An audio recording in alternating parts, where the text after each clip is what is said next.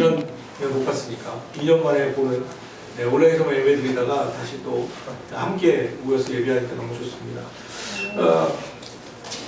주님의 은총과 평안이 우리 가운데 임하기를 빕니다. 새해가 되었습니다. 새해가 된 지 10일이 되었죠. 오늘은 무려 이래원 씨의 생일입니다. 당일 생일입니다. 네. 그런데 새해가 되었지만 여전히 혼란스럽고 상황은 막막하죠.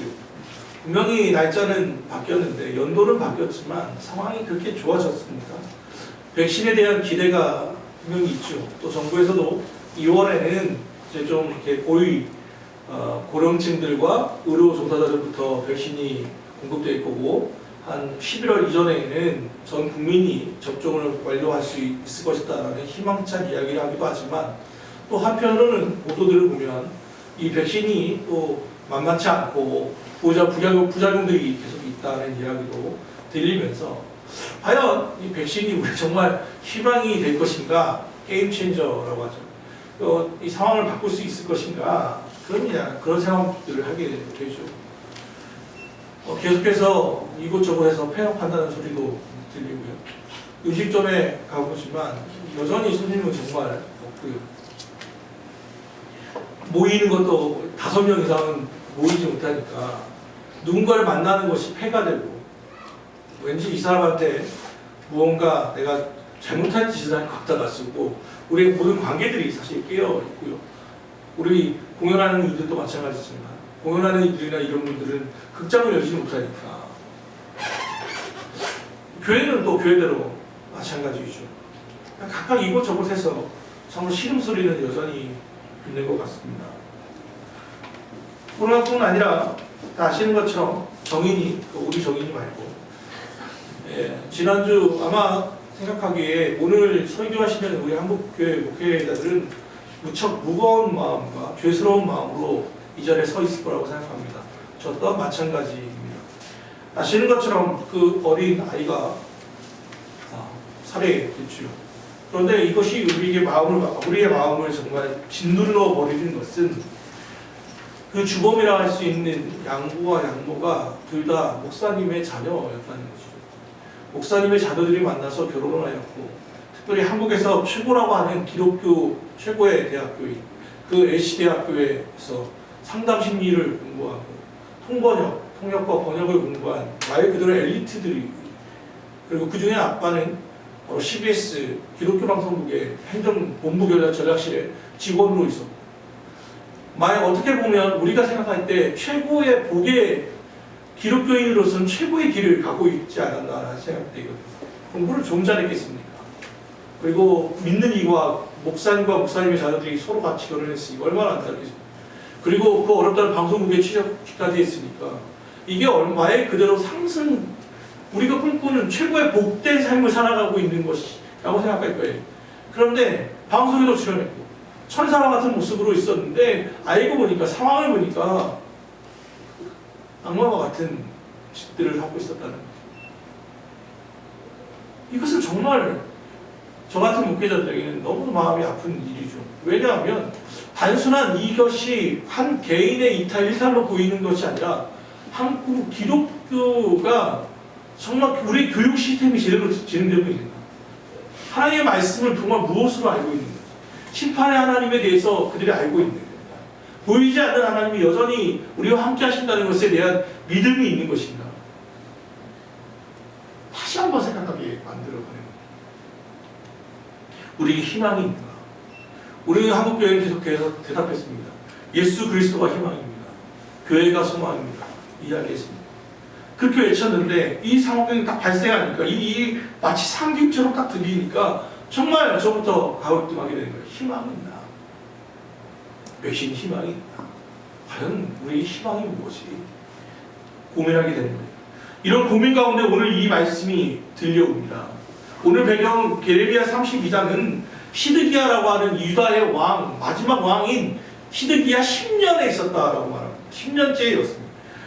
이것은 주전 BC 588년입니다. BC 587년, 1년 후, 약 몇 개월 후면 예루살렘이 멸망합니다. 그 바로 몇 개월 전 사건이 오늘 본문의 배경입니다. 바벨로니아 이 군대들은 이미 예루살렘을 삥 둘러쌌습니다. 예루살렘 성벽에 나아가 보면 바벨론의 군대들의 창검이 둘러싸고 있는 것을 보게 될 겁니다. 이 당시에는 제대로 된 공성경기가 없었기 때문에 전쟁을 어떻게 하냐면 이 성벽을 쫙 둘러싸버리고 하루고 이틀이고 몇 년이고 버티는 거예요. 그러면 어떻게 됩니까? 곡식을 보관할 수가 없으니까, 또 물이 없으니까 어떻게 돼요? 물과 식량이 없으니까 항복하는 거예요. 힘이 있으면 싸우는 거고, 없으면 버티다가 두 손 들고 항복하는 거예요. 지금 그 상황이에요. 바벨론이 이미 예루살렘을 쫙 둘러쓰고 있는 이 포위 가운데 있어. 곧 몇 개월 후면 유다가 멸망하는, 말 그대로 절망밖에 없는 이 상황 속에서 오늘 사건이 벌어져요. 이때 하나님의 선지자라고 하는 예레미야는 어디에 있냐면 시위대들, 그러니까 지금으로 말하면 군의대, 청와대, 그 감옥 같은 곳에 갇혀 있어요. 이유가 뭐냐면 국론을 분열시키는 자, 그러니까 나라를 어지럽게 하는 자라는 죄목이었어요. 왜 그렇게 됐냐면 예레미야가 자꾸 설교했거든요. 뭐라고? 선포했어요. 나라 망한다. 우리나라 망한다. 니네들 바벨론과 싸워도 우리 진다. 이것은 우리 죄의 문제이고 하나님이 진노하신 거기 때문에 너희들 말과 길과 행위를 바꾸지 않으면 하나님의 진노가 임할 것이라고 얘기했고, 그 결과가 바로 바벨론이다. 그러므로 하나님의 진노를 하나님의 진노는 이제 돌이킬 수 없다. 싸워도 안 된다. 자, 여러분, 이 이야기를 왕의 입장에서 생각해봐요. 듣고 싶겠어요? 아니, 마음을 하나 모아서 싸워도 모자랄 판에 가장 인정받는 영향력 있는 그 선지자가 와가지고 나라 망한다 하고 있으니 이거 듣고 싶겠어요? 그래서 어떻게 되냐면 감옥에 쳐넣었어요. 그의 말이 민심을 어지럽히지 않도록 감옥에 가둬놓은 상태. 나라는, 예루살렘은 바벨론에 포위되어 있고 하나님의 선지자는 감옥에 갇혀있는 상황이었어요. 그런데 하루는 그의 사촌동생인 하나멜이라고 하는 사람이 온 거예요. 형이 왜 여기서 나와? 이러면서 막 했겠죠. 면회를 하는 거예요. 그러면서 얘기하는 거예요. 형, 너무 힘들지, 어렵지. 근데 나도 좀 만만치 않다. 나도 지금 힘들어서 내가 있는 베냐민의 땅 아나돗이라고 하는 그곳에, 아나돗에 내가 있는 밭이 좀 있잖아. 근데 이 밭 좀 사주라. 나도 지금 뭐가 힘들어서 이 땅 좀 팔려고 하는데, 이때 당시 유대아의 법은 뭐냐면 땅을 마음대로 못 팔아요. 왜냐하면 땅은 하나님의 것이기 때문에 땅을 원래는 50년, 10년이 되면 다시 모든 경계를 다시 원점으로 돌리고 다시 경계를 하고 또 시작하고 또 다시 시작해야 하는데 이때는 무너질 때예요. 그럼에도 불구하고 이 땅을 만약에 팔려면 하나님이 지파별로 나눴기 때문에 다른 지파에게 팔지 못하고 우리 지파 내에서만 팔게 돼 있어요. 그러니까 베냐민 지파니까 이 베냐민의 이 땅을 팔려고 보니까, 근데 그것도 돈 있는 사람, 돈 많이 주는 사람에게 파는 게 아니라 이 땅을 상속할 수 있는 상속권이 누구에게 있는지를 봐야 돼요. 피가 가까운 혈족한테 팔아야 돼요. 그러니까 이 하나멜이라고 한 사람이, 그러니까 이 사람도 나름대로 하나님 경외했던 사람 같아요. 이 땅을 좀 팔려고 보니까 상속권을 쫙 보니까 예레미야 자기 사촌 형이 이 땅을 살 수 있는 권한이 있는 거예요. 그래서 이 형이 안 산다고 하면 또 다른 사람한테, 또 이 사람 그 다음 상속권이 있는 얘기예요. 그러니까 우선권이 있는 거예요. 우선권이.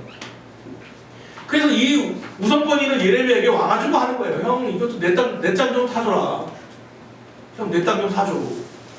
여러분, 한번 생각해봐요. 예레미야는 나라가 멸망한다고 이야기했어요. 그 나라가 망할 것은 이미 확신하고 있어요. 그리고 이미 바벨론이 포위되고 있어요. 나라는 멸망해요.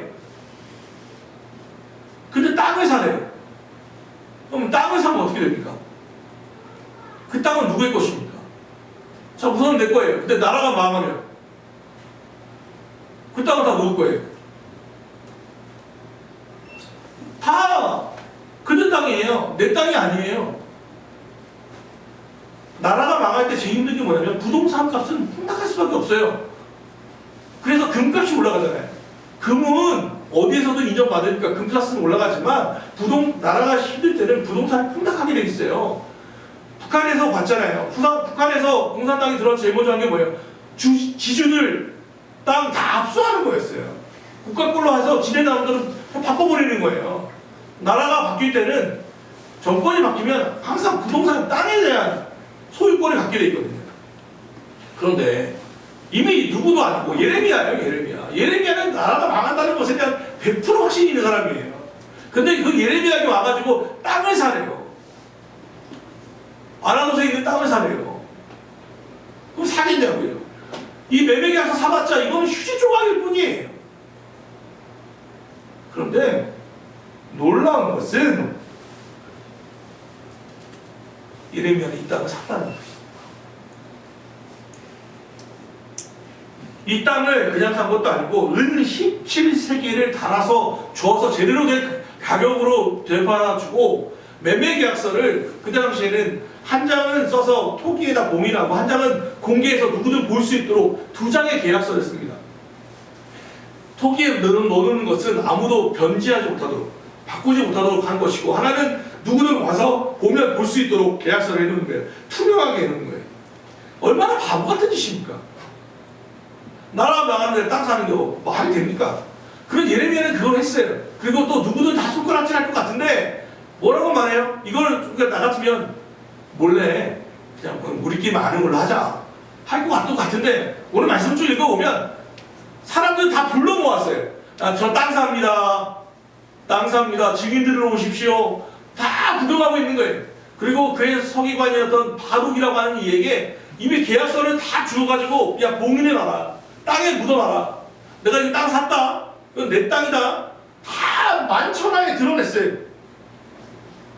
바보 같은 짓인데. 손가락질을 할 텐데, 완전히 다 해놨다는 거예요. 이걸 우리 상징행위라고 하거든요. 왜 이렇게 했는가? 여기 놀라운 말씀에 비밀이 있어요. 여러분, 하늘과 땅을 만드신 하나님은 세상의 역사를 이끄시는 분이에요. 하나님의 은혜는 수천 대에 이르르지만 반드시 잘못한 것에 대해서는 대가를 치르신다는 것을 알아야 돼요. 예레미야는 하나님의 계획이 무엇인지를 알고 있었어요. 그래서 예레미야의 별명이 눈물의 선지자예요. 하도 많이 울어서 나라가 멸망할 것이 보여서, 그리고 그들의 길과 행위를 고치라고 설교하지만 아무도 듣지 않는 이스라엘 백성 때문에 마음이 문드럽던 사람이에요.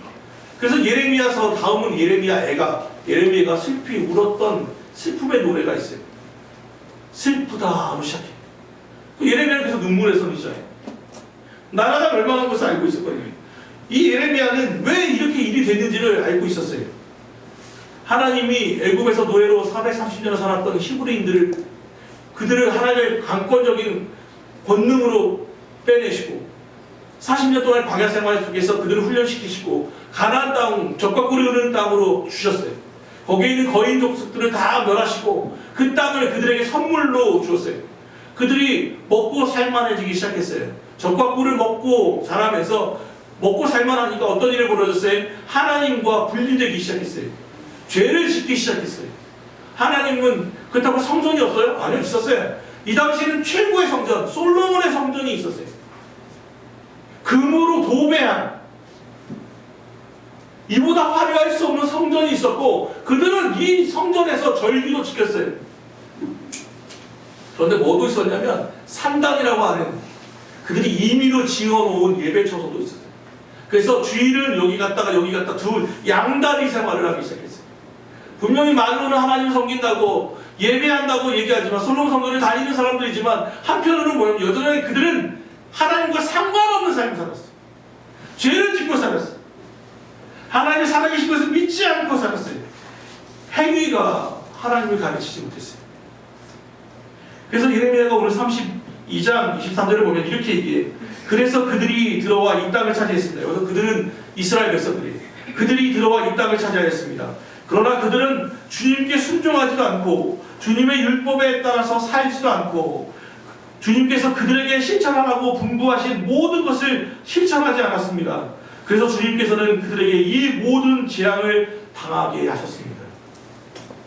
하나님이 이들을 불러 모았지만 그들은 하나님의 율법에 따라 살지도 않았고 하나님이 그들에게 실천하라고 행하라고 분부한 모든 것을 실천하지 않았습니다. 그래서 하나님이 이 재앙을 당하게 하셨습니다. 여러분, 코로나가 왜 왔다고 얘기합니까? 그것은 인정할 수밖에 없어요. 우리 인간들의 탐욕이, 아이러니가 있었죠. 코로나가 발생하니까 공장이 문을 닫았고 그랬더니 뭐가 벌어져요? 황사가 없어지고 환경이 돌아오고 오히려 동물들은 지금이 최고래요. 우리는 다 맞춰서 힘든데 동물들한테는 지금이 최고래요. 무슨 일입니까? 하나님께서 말씀하신 것은 우리는 모든 창조물들을 다스리며 그들을 관리할 책임이 있는데 하도 베어내니까 환경을 다 파괴해놓으니까 자연이 신음소리를 했잖아요. 그래서 학자들 중에는 일부는 그렇게 얘기해요. 전혀 이번에 코로나는 지구가 살기 위해서 스스로 낸 바이러스다라는 이야기를 하는 학자들도 봤어요. 신학자가 하는 얘기가 아니라 그러니까 하나님이 내주신 진간이 아니라 자연이 지구가 살아남기 위해서 스스로 만들어낸 바이러스다라고 하는 학자들이 있더라니까요. 뭘 얘기하는 거예요? 사랑하는 성도 여러분, 기억하십시오. 보이지 않는 먼지처럼 재앙은 오랫동안 준비돼요. 한 번에 떨어지는 게 아니에요. 제가 이사를 했잖아요. 제가 이사하기 전에 집은 좀 어두웠어요. 그래서 먼지가 잘 안 보였거든요. 근데 이번에 이사해보니까 우리 집은 남향이라서 먼지가요. 저는 하루에 그렇게 많이 쌓이는지 몰랐어요. 잠깐만 눈 보통 한 3일, 4일 되면 먼지가 그렇게 쌓이는 거예요. 재앙이 그래요, 재앙이. 재앙이 한 번에 오지 않아요. 그런데 이 쌓이고 쌓이다 보면 먼지 뭉태기가 되잖아요. 똑같아요. 재앙이 그래요, 재앙이. 하나님의 재앙은 한 번에 오지 않아요. 우리 몸이 그렇지 않습니까? 한 번에 건강이 나빠지지 않습니다. 우리의 재앙, 우리의 몸은 계속 우리의 생활 습관이 여전히 잘못되어 있으니까 계속 신음소리를 내다 보다가 어느 순간에 임계점을 발생하면 통과하면 딱 하고 아파지는 거예요. 쓰러지는 거예요. 재앙이 그렇고 먼지 쌓이는 게 그래요. 하나님의 진노가 그랬어요. 야 돌아와라 계속 얘기했어요. 그런데 삶이 괜찮거든요. 변화되는 게 없어요. 하나님의 명령이 헛것처럼 들리거든요. 그러니까 어떻게 돼요? 계속해서 그 길을 가다가 빵 하고 터지는 거예요.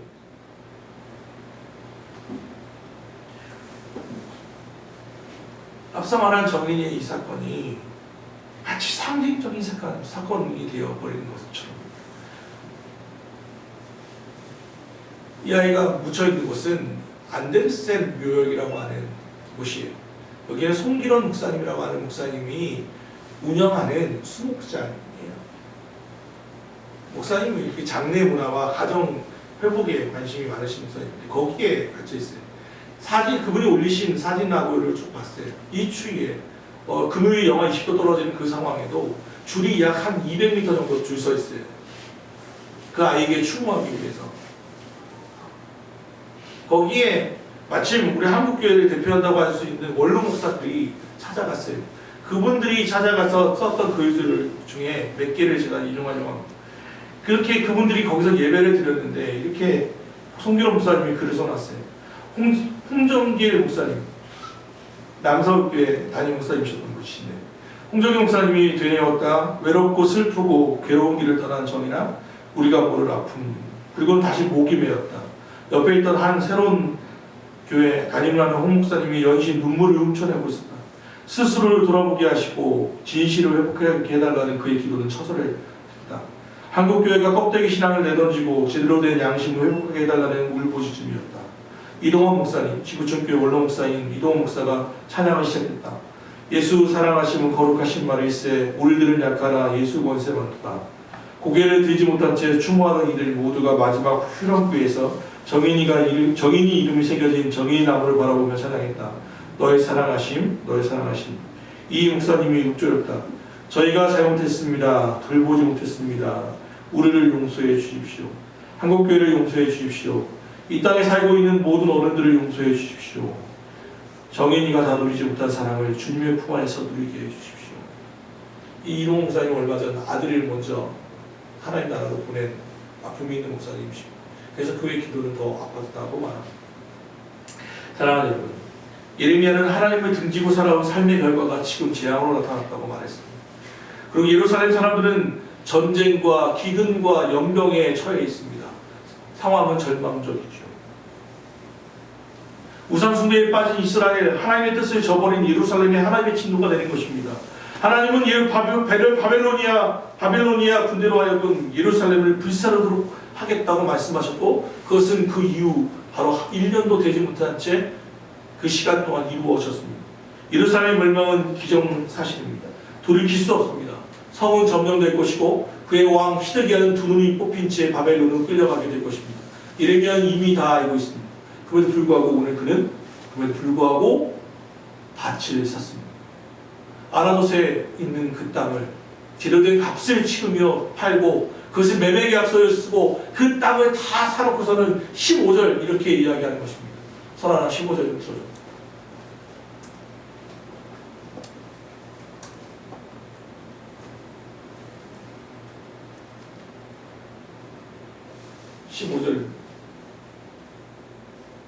같이 한번 읽읍시다. 시작. 만군의 여호와 이스라엘 하나님께서 이런 말씀하시니라. 사람이 땅에서 밭과 포도를 다시 사게 되리라. 그가 한 이유가 무엇입니까? 그 땅을 산 이유가 무엇입니까? 분명히 나라는 멸망합니다. 그런데 그게 끝나지 않는다는 거예요.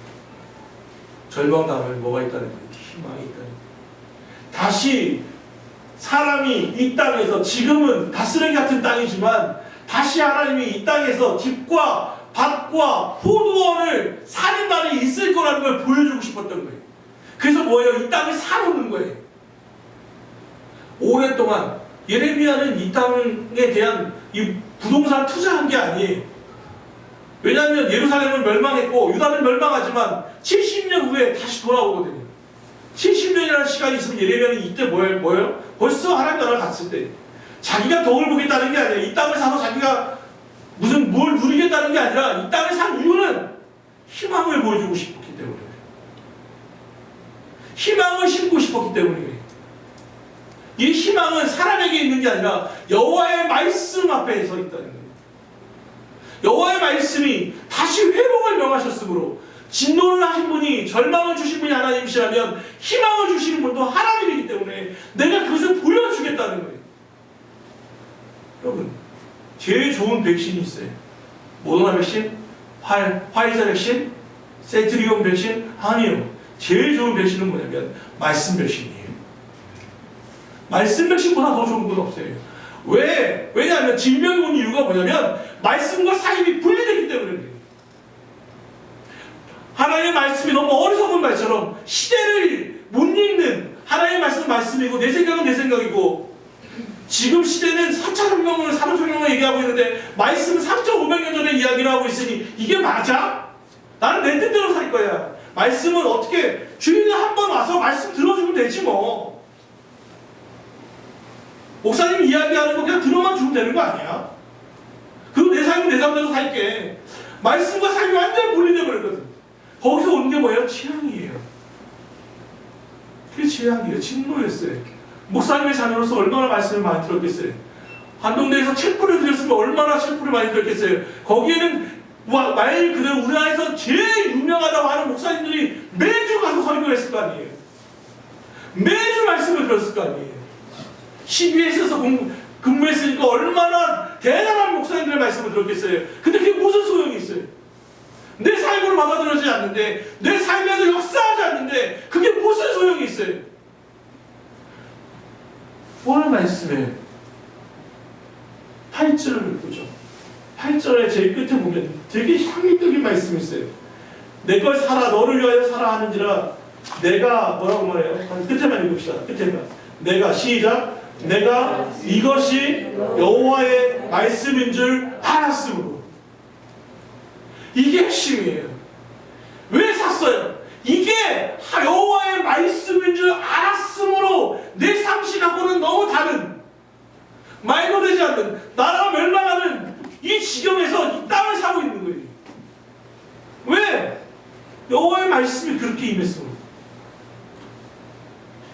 이 사라고 하는 것이 그게 무슨 하나님이 이름이야 사라 이게 아니야.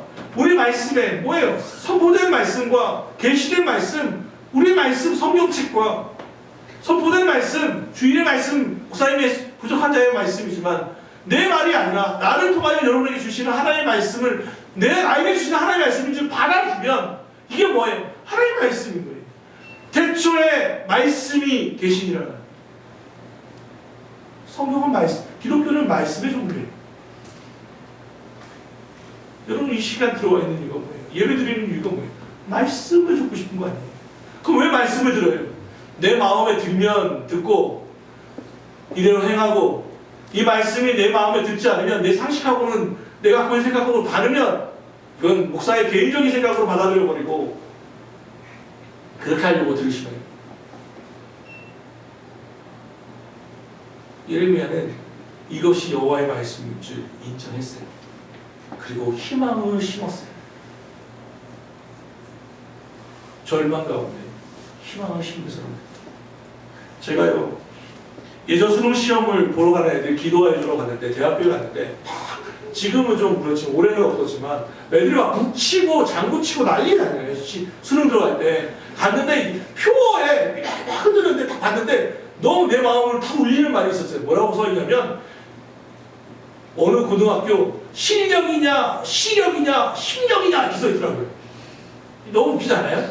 내가 수능 시험을 보는데 시력으로 볼 거냐 컨닝할 거냐 시력으로 눈의 힘으로 볼 거냐 아니면 심력으로 내 마음의 힘으로 찍어서 내 마음 가는 대로 찍어서 할 거냐 아니면 실력이냐 내가 공부한 실력으로 볼 거냐. 너무 웃기면서도 와닿더라고요. 시력이냐 심력이냐 실력이냐. 근데 하나 더 붙이고 싶어요. 힘력이냐 하나님의 힘이냐.